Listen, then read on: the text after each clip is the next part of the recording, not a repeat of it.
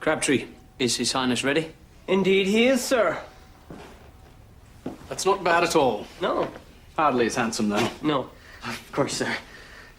Sir, do you think I could wave? Out the carriage window, I mean. Well, there's a regal twist of the wrist you'll need to know, but yes. Try not to show your face. Of course, sir. Perhaps it was like an irate customer, you know? Took things too far. You know what? It could have been a gang killing. I've heard of them happening in restaurants, you Well, know? let's not be speculative, Henry. We're not even sure that the murder took place in the restaurant. Did you just shiver? Yes. They say that when you shiver suddenly, it means a ghost just passed through you. Well, how do they know that? I don't know. Sounds speculative. Perhaps. Higgins, fetch Detective Murdoch. Myself, George? Just go, Henry. Glad it's not me up there. I get dizzy standing on a ladder. I bet you could overcome that, Higgins. The idea would be to start with a diminutive ladder. Then each day progress to a slightly larger ladder until... You had an excess of ladders. Now, get this petit singe off from me. Get this what off me? He just called you a little monkey, George. Not just him. You too, monkey. Sir? Oh, no, sir. I could teach Joe Bell a thing or two. When I travel, I pack one valise in a shoebox. Henry, a 1-hour carriage ride to your mother's house doesn't count as traveling. I'm betting it's another body, sir. It often is. It often is, Henry. Tin cans. No doubt full of body parts, Higgins. So figure me this, George. These papists believe in celibacy. Catholics, Henry. I think they prefer Catholics now. Okay, well, these Catholics believe in abstinence for their priests because it brings them closer to God. Yes, correct. Yeah, but those practicing abstinence don't have children. And so by Darwin's theory of natural selection, won't pass on their inclination towards taking holy orders. Pretty soon, no one wants to be a priest. Oh, are we running out of priests, Henry? Is this a problem? I mean, are we entering some sort of worldwide priest shortage? You're missing the point, George. Higgins! Good to see you, Henry. How are you faring? I'm well, George. I must admit my faculties are somewhat scrambled. Back to normal then. And Higgins, as our picture, you're our leader. You hold in your hands the fate of the station's honor. Now be a good lad and put the kettle on. I've just spoken to the pizza man. Did you have a bite? No, I didn't have a bite. I don't want a bite of something someone else has chewed on. Oh, honestly, Henry, you're so particular sometimes. Anyways. You're right, George. That's really good. So he's hoping to film a murder, then? Good grief, Higgins. He's not hoping to. That's the best you got? Well, you know, it could be worse for you, Higgins. How's that? You could be me having to listen to you complain. Au revoir. George, the Perry Review is coming here to Toronto. I don't speak French, Henry. Look at this. They lift their skirts, George, above the knees. Bare legs. How many women exactly?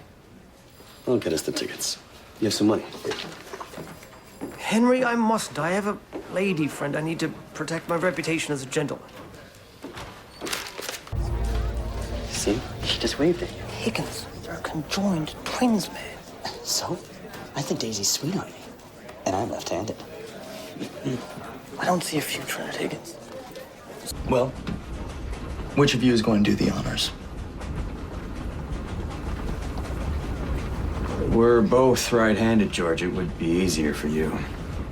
Oh, you're the clever one. You knew this was going to happen, so you stood on that side.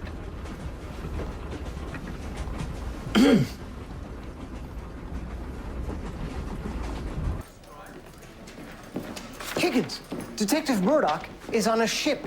We just received this telegraph from a ship. Oh, my goodness, George, a ship? Is that even possible? Why, yes, it is, Henry, because they sent this telegraph through the air. Through the air, George. How did they manage that? Well, let me tell you, George, Higgins. I've heard of wireless telegraphy. Wow! What on earth was that screech? The 5th of June, 1720. Very good, Henry. Thank you, sir. Oh, yes, very good, Henry.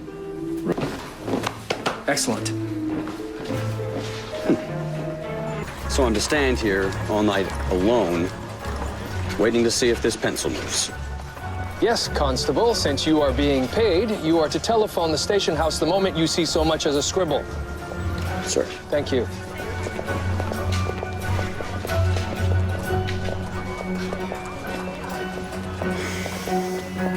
Right. Sir, he says he can smell the Coney Island hot dog stand. He's wondering if he can nip out for a bite. George, he had a meal break 20 minutes ago, and another one 2 hours before that. Henry, the detective says that you... Sir, he says it was more like 30 minutes ago. Constable, stop tying up the line. Henry, I've told... I know. Terribly sorry, sir. I'm attorney Jacob Edward James of James Jarvis and James, and at present am representing the missing person, henceforth referred to as one Ian Albert Worthington. Sir, I had nothing to do with it. Sir, What's wrong, George? my pen is missing. Did you take my pen? Why would I do that, George? I don't know, Henry. Why would you? All right, where is it? I don't have it. Higgins, I don't have time for this. Why would I take the ring, George? Oh, I don't know. Maybe because you're jealous that Detective Murdoch picked me to be best man. More likely because you've been lording that status ever since it was granted. Lording? You've used the term best man exactly 343 times in the last 2 days. He smiles at lots of things. Every time he solves a case. In fact, he smiles twice.